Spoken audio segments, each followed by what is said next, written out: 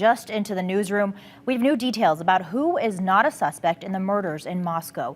And it's been 5 days since 4 University of Idaho students were found dead inside their home just off campus. And let's bring in investigative reporter Morgan Romero, who has been going through that press release or that news release. Morgan, what have you learned? Well, first and foremost, Shira, at this time in the investigation, police are saying that the 2 roommates who were home at the time of the attack are not considered to be involved in the crime.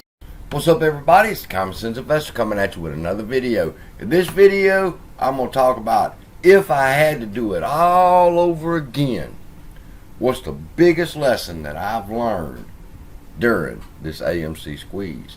Now, the reason I bring that up is that we got a couple more days. We'll be a year old on this channel, so I'm excited about that.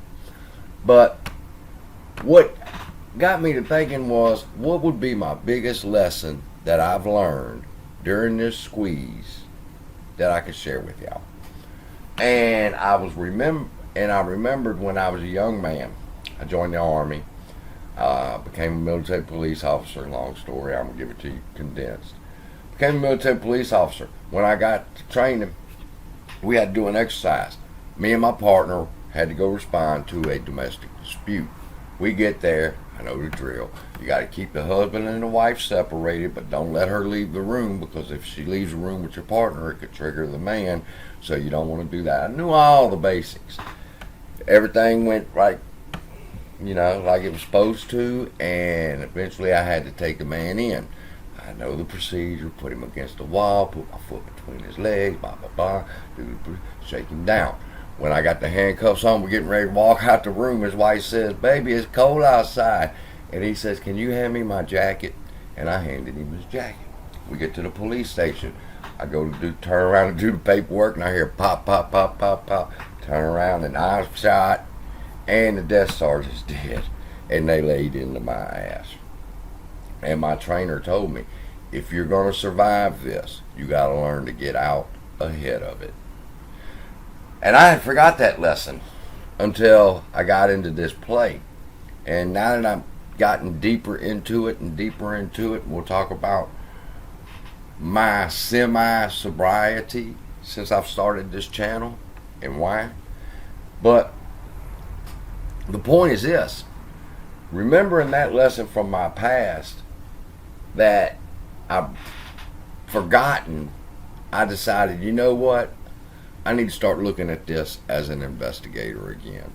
And one of the first things you learn as an investigator, as they're learning in Moscow, Idaho right now, is you never strike a person off your witness list until you're 100% sure and they're 100% vetted and you know for a fact they didn't do it. That's not the case in the Idaho murders, all right? They scratched off the 2 roommates right from Jump Street, and I made a video about it. In fact, it's right here. University of Idaho murders, who are they protecting? And I made a video about it, and some people got mad. And I'm like, man, I'm just telling you what's obvious. That whoever killed them people didn't leave that house. But that's not the point. The point is, I had to remember who I was.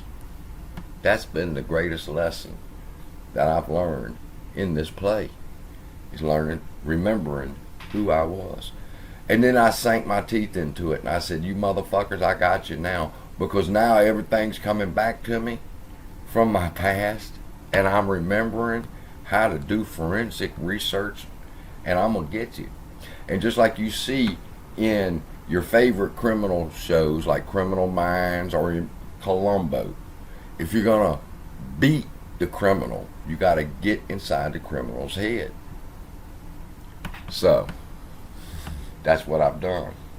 And I've, just like the Idaho police are fixing to have to do, I have to go back and revisit my suspect list, and I'm not scratching nobody off that motherfucker until you're 100% vetted. Now, that offends some people, because I said, wait a minute, could this be going on?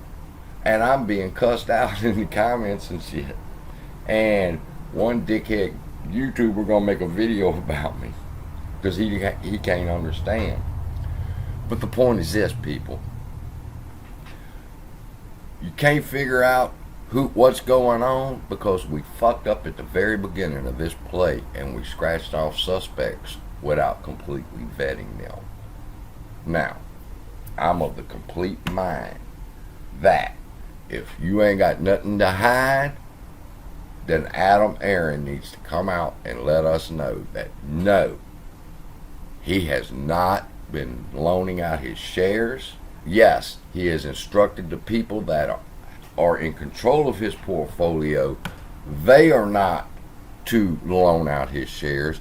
And I want to know if any board members have loaned out their shares for interest, just like y'all expected of us. Now y'all sit back and you go, oh, you need to switch from the payment for order flow brokers. Oh, you need to be on Fidelity. Oh, make sure your share lending is off. Everybody. But you never want to question the people that's over this. Now, I done showed y'all who they are. If you don't know who on that board and you don't think they would loan them shares out, you're fucking stupid.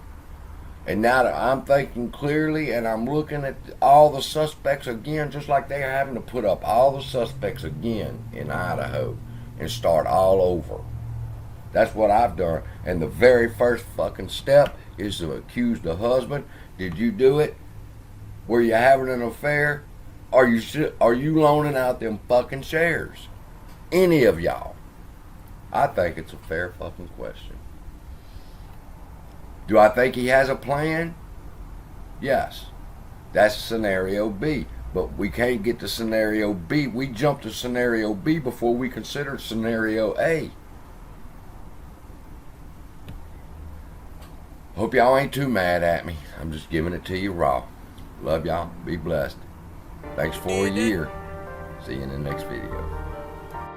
I'm a common sense investor. CSI. Name someone to do it better.